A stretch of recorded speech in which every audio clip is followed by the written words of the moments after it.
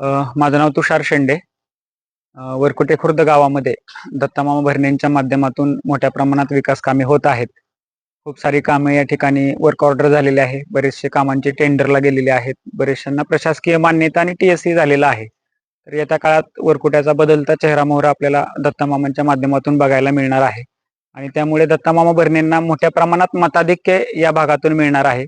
फक्त याच भागातून नव्हे तर इंदापूर तालुक्याच्या सर्वच भागातून दत्तामामा भरणे हे 20 ते 25 हजार मतांचं लीड घेऊन मोठ्या मताधिक्याने यावेळेस विजयी होणार आहेत. कारण खूप सारे लोक आश्वासने देणारे खूप सारे लोकांनी बघितलेले आहेत, पण दत्तामामा भरणे हा कामाचा माणूस आहे, हा विकास पुरुष आहे. दत्तामामा भरणे इंदापूर तालुक्यासाठी मंत्रालयाच्या प्रत्येक विभागातून त्यांनी निधी आणण्याचा प्रयत्न केलेला आहे. तालुक्यातील जनतेसाठी ते वरिष्ठ मंत्री असतील, अधिकारी असतील, त्यांच्याकडे जातात, विनंती करतात, भेटीगाठी घेतात, फॉलोअप घेतात आणि मोठ्या प्रमाणात निधी खेचून आणण्याचं एक मोठं कौशल्य त्यांच्याकडे आहे आणि त्या माध्यमातून कायापालट करण्याचा एक मोठं काम मामांनी या भागात केलेलं आहे आणि त्यामुळे इंदापूर तालुक्यातील सर्वच जनता मामांच्या पाठीमागे मोठ्या मताधिक्याने उभा राहणार आहे. या ठिकाणी या निमित्ताने मी अजून एक गोष्ट सांगू इच्छितो की दत्तामामा भरणे हे आपल्या इंदापूर तालुक्याचं क्रीम बिस्किट आहे. कारण क्रीम बिस्किट मध्ये क्रीम असतं, पण टायगर बिस्किट मध्ये वाघ हा कधीच नसतो. आणि दत्तामामा भरणे हे क्रीम बिस्किट आहे. ते सर्व जनतेशी, गोरगरिबाशी, अगदी गरीबातल्या गरीबाची झोपडीत राहणाऱ्या माणसाशी सुद्धा आपुलकीने वागतात, प्रेमाने वागतात. त्यांच्या घरी गेलेला कुठलाही माणूस बिगर चहाचा येत नाही, आपुलकीने विचारपूस केल्याशिवाय येत नाही. ते वैयक्तिकरित्या खूप मोठ्या प्रमाणात लोकांना मदत करतात आणि कधीही त्याची मीडियात न्यूज करत नाहीत, बातमी देत नाहीत. म्हणजे आपण केलेल्या कामाचा बोबाटा पण ते करत नाहीत. फक्त विकास कामांना महत्व देणारा नेता आणि तालुक्याच्या सर्वच लोकांचा विकास करणारा एक नेता म्हणून ते काम करत आलेले आहेत. आणि निश्चितच या विकास पुरुषाच्या मागे येणाऱ्या 20 तारखेला तालुक्यातील सर्वसामान्य जनता मोठ्या ताकदीने उभा राहील आणि त्यांना मोठ्या मताधिक्याने निवडून देईल, हे मी या निमित्ताने सांगतो. धन्यवाद. वरकुट्यामध्ये किती मतदारसंख्या आहे? वरकुट्यामध्ये 4400 मतदान आहे. साधारणपणे मामाला किती टक्के होऊ शकतो? वरकुट्यामध्ये किमान 55 ते 60% मतदान मामांना होईल.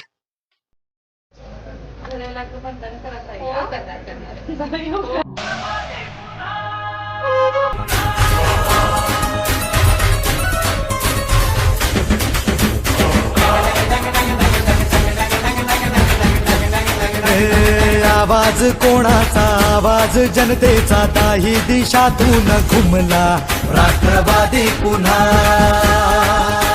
प्रगतीच्या वाटेने जाऊया साथीने, एका मुखाने हो बोला राष्ट्रवादी पुन्हा. आवाज कोणाचा, आवाज जनतेचा, दाही दिशातून घुमला राष्ट्रवादी पुन्हा. प्रगतीच्या वाटेने जाऊया साथीने, एका मुखाने हो बोला राष्ट्रवादी पुन्हा.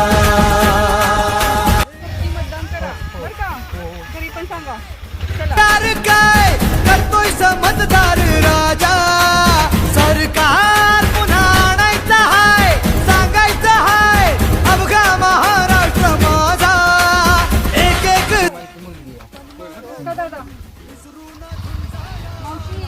नक्की मतदान द्या बरं का. टेन्शन घेऊ नका, आमची जावाच आहे. घरी पण सांगा खेड्याला नक्की मतदान करत बरं का. घरी पण सांगा.